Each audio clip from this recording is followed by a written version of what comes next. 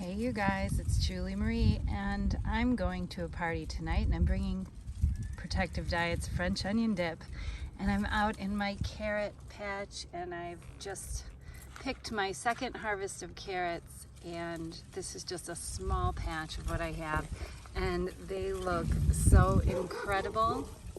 And check out this bell pepper I grew. If I would have left it there, it would have turned golden yellow. This is a yellow pepper, but I'm picking it green tonight because I'm making a plant-based crudite, a veggie platter. Of course it's plant-based. And tomatoes, chives to add to my French onion dip.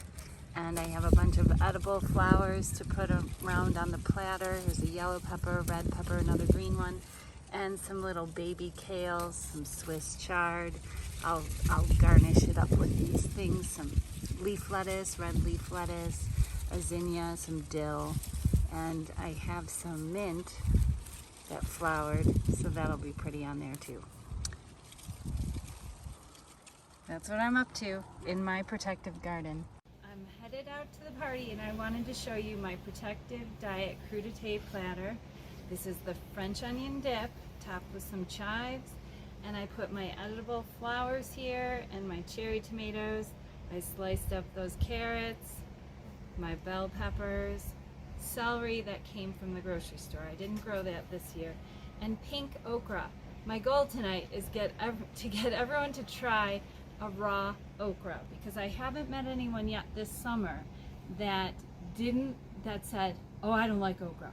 I'm not tasting that tried the raw, that didn't love it." They all loved it.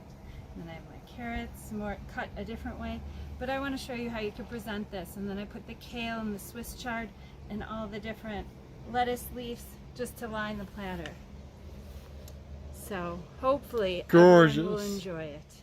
I wanted to give you a peek inside my life and what I bring to a party on a protective diet. Take care. And best of health.